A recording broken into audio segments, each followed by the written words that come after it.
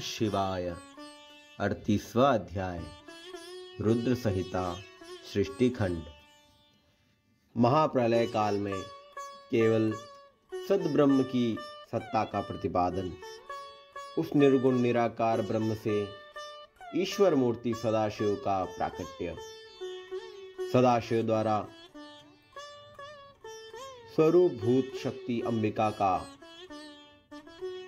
प्रकटीकरण, उन दोनों का उनके द्वारा उत्तम क्षेत्र काशी या आनंदवंद का प्रादुर्भाव, शिव के वांग्मय से परम पुरुष विष्णु का आविर्भाव तथा उनके सकाश से प्राकट तत्वों की क्रमशः उत्पत्ति का वर्णन। ब्रह्मा जी बोले, हे ब्राह्मण, हे देव शिरोमणि, आप सदा समस्त जगत के उपकार में ही लगे रहते हैं। आपने लोगों के हित की कामना से यह बहुत उत्तम बात पूछी है, जिसके सुनने से संपूर्ण लोगों के समस्त पापों का क्षय हो जाता है। उस अनामय शिव तत्व का मैं आपसे वर्णन करता हूँ। शिव तत्व का स्वरूप बड़ा ही उत्कृष्ट और अद्भुत है, जिसे यथार्थ रूप से न मैं जान पाया हूँ, न विष्णु ही जान पाए और न ही अन्य कोई दूसरा जान पाया है। जिस समय यह प्रलय काल हुआ, उस समय समस्त चराचर जगत नष्ट हो गया। सर्वत्र केवल अंधकार ही अंधकार था। न सूर्य ही दिखाई देते थे और अन्य अन्य ग्रह तथा नक्षत्रों का भी पता नहीं था। न चंद्र था, न दिन होता था, न रात ही थी। अग्नि, पृथ्वी, वायु और जल की भी सत्ता नहीं थी। उस समय प्रधान तत्व व्याकृत प्रकृति ही से रहित सूना आकाश मात्र शेष था। दूसरे किसी तेज की उपलब्धि नहीं होती थी। अदृष्ट आदि का भी अस्तित्व नहीं था। शब्द और स्पर्श भी साथ छोड़ चुके थे। गंध और रूप की भी अभिव्यक्ति नहीं होती थी। रस का भी आविर्भाव हो गया था और दिशाओं का भी भान नहीं होता था।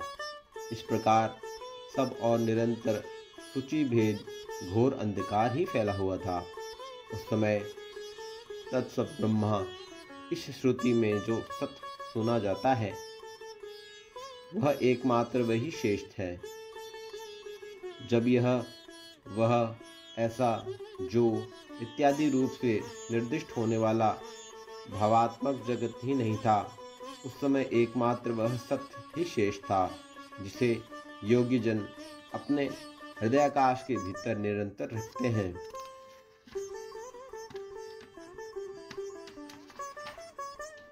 वह सत्तत्व मन का विषय नहीं है।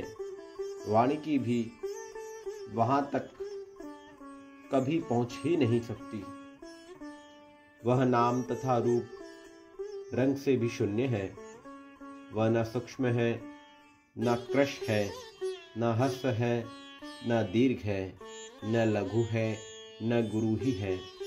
उसमें न कभी वृद्धि होती है, न ह्रास ही होता है। श्रुति भी उनके विषय में चकित भाव से है। इतना ही नहीं, अर्थात उनकी सत्ता मात्र ही निरूपण कर पाती है। उसका कोई विशेष विवरण देने में असमर्थ हो जाती है।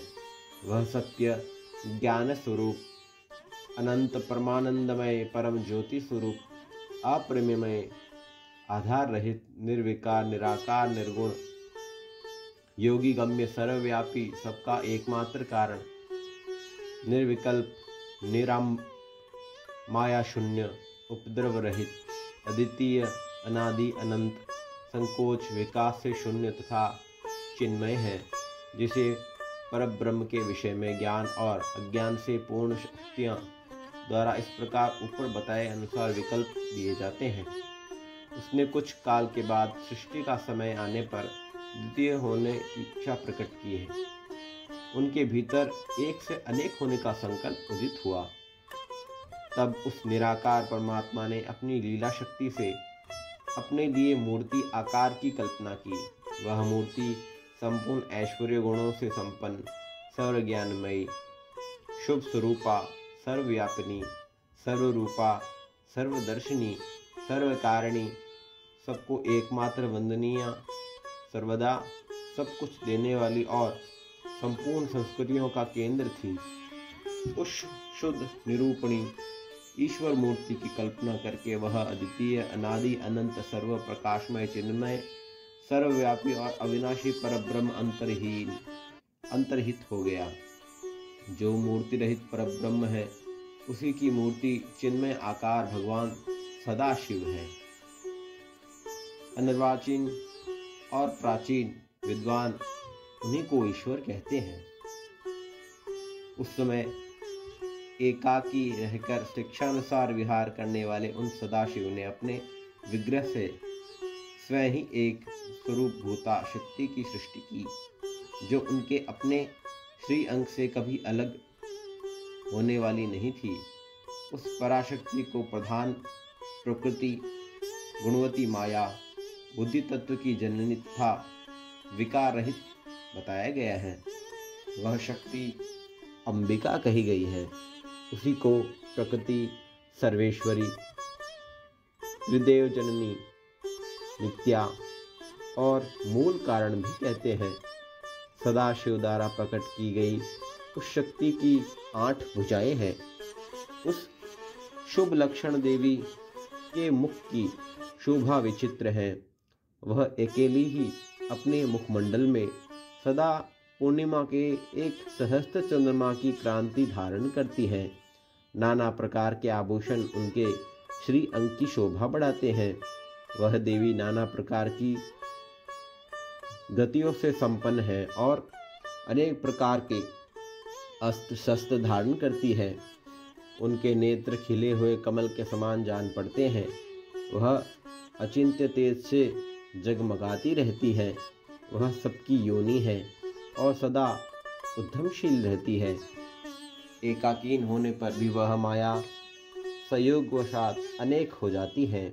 जो सदाशिव है उन्हें परम पुरुष ईश्वर, शिव, शंभु और अनीश्वर कहते हैं। वे अपने मस्तक पर आकाश गंगा को धारण करते हैं। उनके भाल देश में चंद्रमा शोभा पाते हैं। उनके 5 मुख हैं और प्रत्येक मुख में 3 नेत्र हैं। 5 मुख होने के कारण वे पंचमुख कहलाते हैं। उनका चित्त सदा प्रसन्न रहता है। वे 10 भुजाओं से युक्त और त्रिशूलधारी हैं। उनके श्री अंगों की प्रभा कर्पूर के समान श्वेत गौर है। वे अपने सारे अंगों में भस्म रमाए रहते हैं। उन काल रूपी ब्रह्मा ने एक ही समय शक्ति के साथ शिवलोक नामक क्षेत्र का निर्माण किया था। उस उत्तम क्षेत्र को ही काशी कहते हैं। वह परम निर्वाण या मोक्ष का स्थान है, जो सबके ऊपर विराजमान है। ये प्रियतम रूप शक्ति और शिव, जो परमानंद स्वरूप है, उस मनोरम क्षेत्र में नित्य निवास करते हैं। वह काशीपुरी परमानंद रूपिणी है। हे मुने, शिव और शिवा ने प्रलय काल में भी कभी उस क्षेत्र को अपने सानिध्य से मुक्त नहीं किया है। इसलिए विद्वान पुरुष उसे अविमुक्त क्षेत्र कहते हैं। वह क्षेत्र आनंद का हेतु है। इसलिए पिनाकधारी शिव ने पहले उसका नाम आनंद वन रखा था। उसके बाद वह अभिमुक्त के नाम से प्रसिद्ध हुआ। हे देवर्षि, एक समय उस आनंद वन में रमण करते हुए शिवा और शिव के मन में यह इच्छा हुई कि किसी दूसरे पुरुष की सृष्टि करनी चाहिए, जिस पर सृष्टि संचालन का महान भार रखकर हम दोनों केवल काशी में रहकर इच्छानुसार विचरण करें और निर्वाण धारण करें। वही पुरुष हमारे अनुग्रह से सदा सबकी सृष्टि करे, वही पालन करे और अंत में वही सबका संहार भी करे। यह चित्त एक समुद्र के समान है। इसमें चिंता की उत्ताल तरंगे उठकर इसे चंचल बनाए रखती हैं।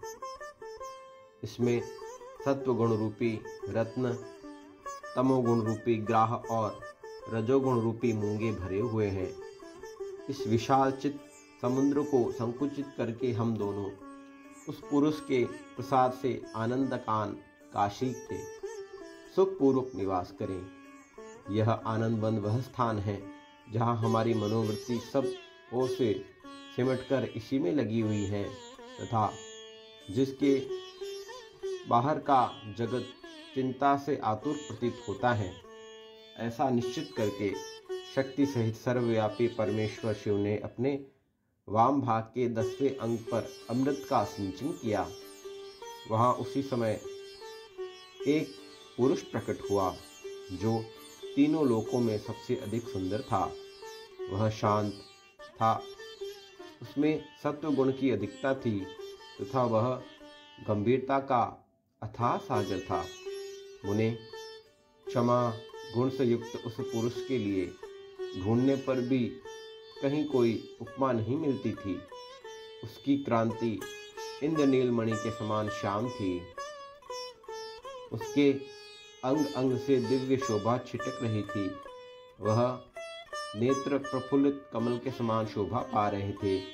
उसके श्री अंगों पर स्वर्ण सदृश क्रांति वाले 2 सुंदर रेशमी पीताम्बर शोभा पा रहे थे। किसी से भी पराजित न होने वाला वह वीर पुरुष अपने प्रचंड भुजदंडों से सुशोभित हो रहा था। तदंतर उस पुरुष ने परमेश्वर शिव को प्रणाम करके कहा, हे स्वामिन, मेरे नाम निश्चित कीजिए और काम बताइए। उस पुरुष की यह बात सुनकर महेश्वर भगवान शंकर हंसते हुए मेघ की समान गंभीर वाणी में उससे कहने लगे। शिवजी ने कहा, हे वत्स, व्यापक होने के कारण तुम्हारा विष्णु नाम विख्यात होगा। इसके अतिरिक्त और भी बहुत से नाम होंगे जो भक्तों को सुख देने वाले होंगे।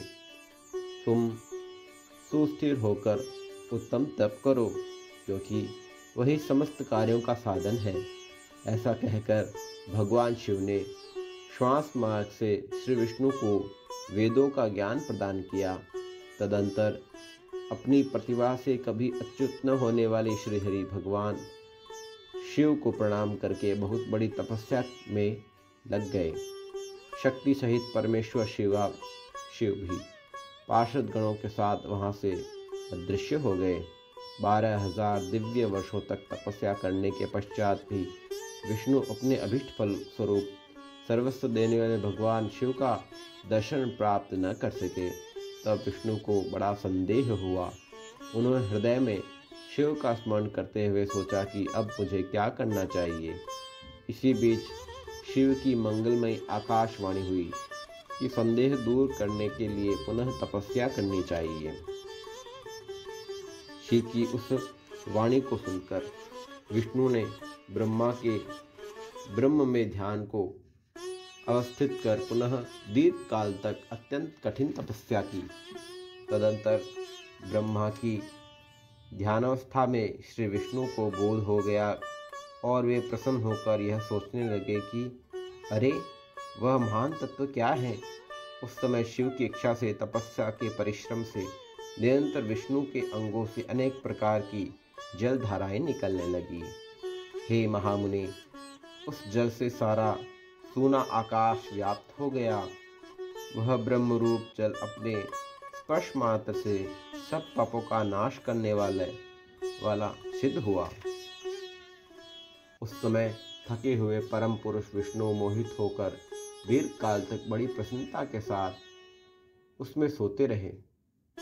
नार अर्थात जल में शयन करने के कारण ही उनका नारायण यह श्रुति सम्मत नाम प्रसिद्ध हुआ। उस समय उन परम पुरुष नारायण के अतिरिक्त दूसरी कोई प्राकृत वस्तु नहीं थी।